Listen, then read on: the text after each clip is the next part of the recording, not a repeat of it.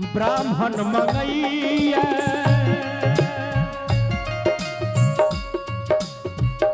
मैया से दहे बालक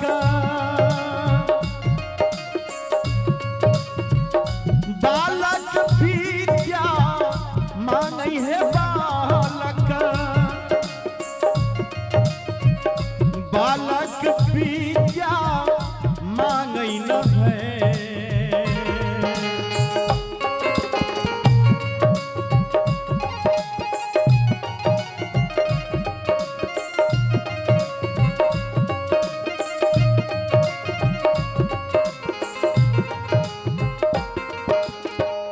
ब्राह्मण मंगैया मैया से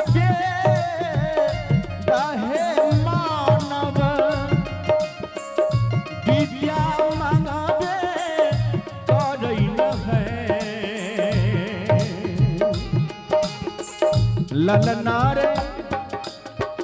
ललनार ऋषि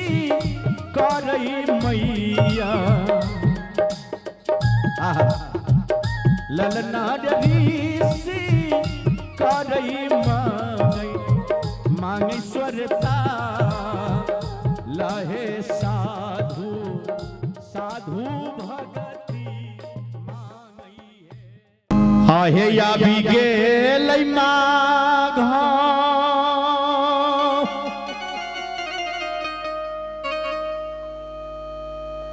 माघ ना से है पक्ष पक्षाई जोड़िया अइलै न हे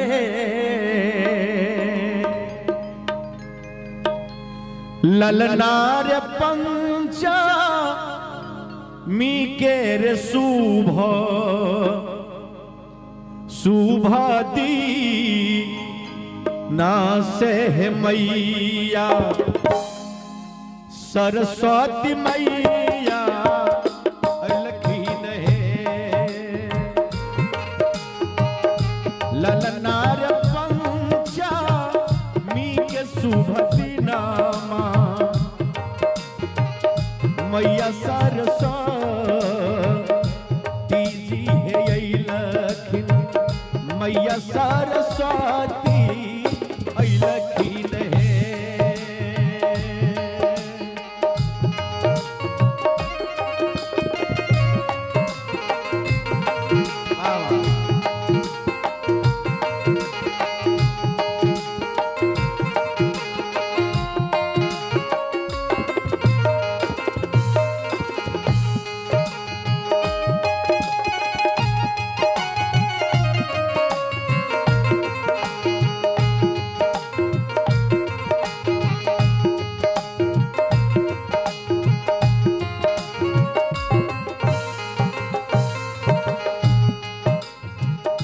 हिनका पूजैला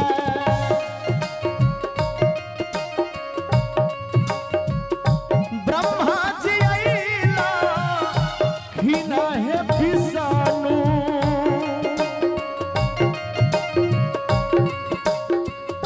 विष्णु जी अइबे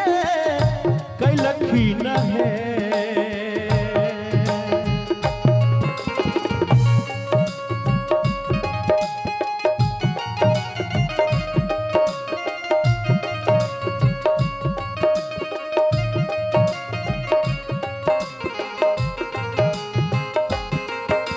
हिनका पूजैला ब्रह्मा जी अइला खिना हो बाबूसा विष्णु जी अइबे कैलखिन है ललनार भोला बाबा डमरू बजा वैसे है नारद बिना बजैबे करई है ललनार भोला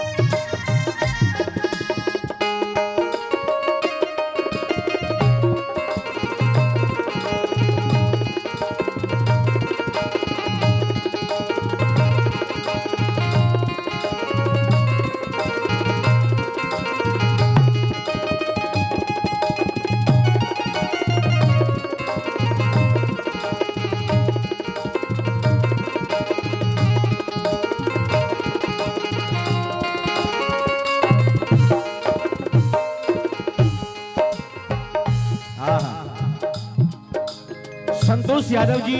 कितनी सुंदर रचना केलखिन है। भाव छे उनका कलम के भाव छे। इंद्र वरुण और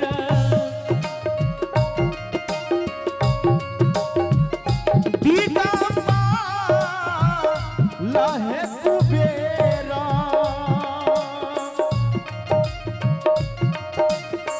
कुबेरा पूजना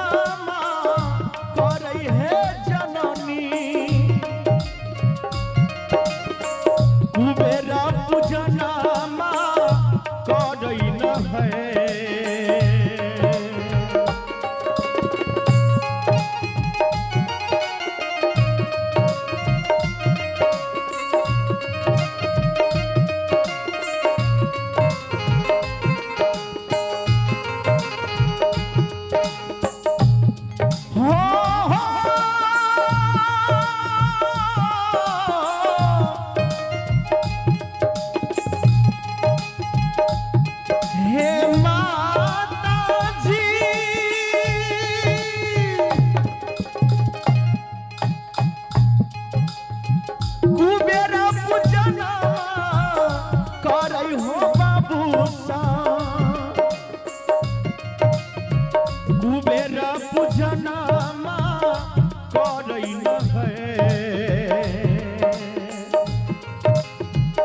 ललनार दुनिया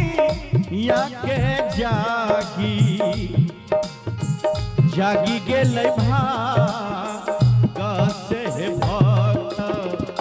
भक्त पूजनमा करई है। ललनार दुनिया के रे जागी जागी गेलै भाग से भक्त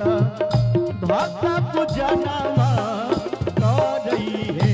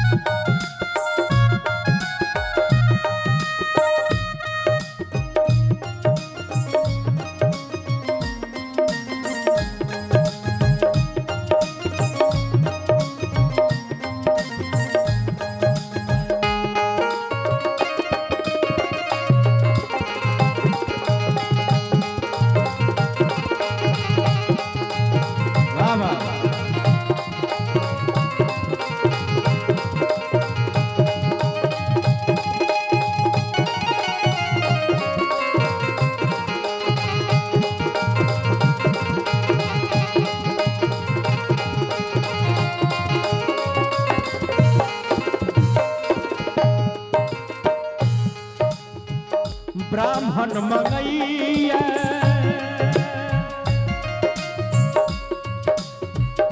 मैया से दहे बालक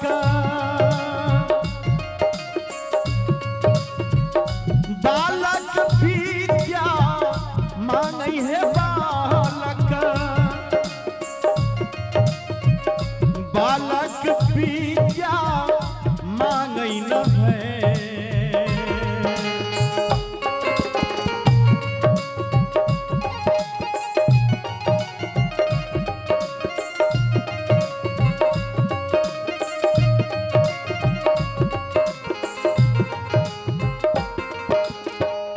ब्राह्मण मंगैया मैया से दहे मानव विद्या मांगबे करई न है। ललनार ललनार ऋषि करई मैया ललनार ऋषि करई मांगेश्वरता लहे साधु साधु भगति मांगई है। ललनार राशि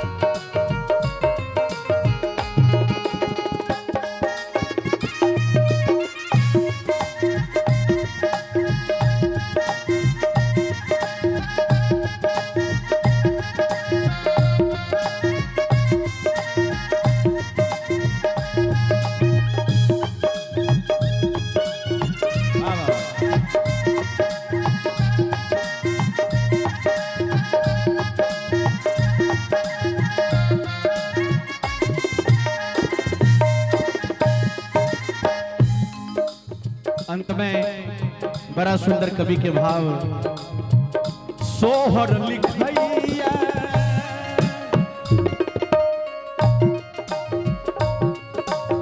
संतोषिया तब है भवानी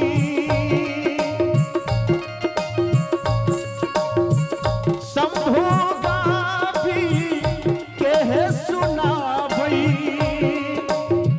गाभी के सुनई गरई न है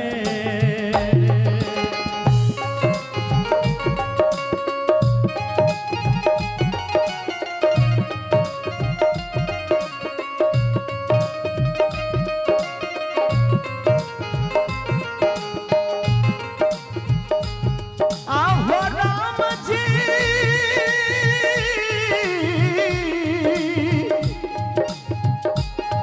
आहो राम जी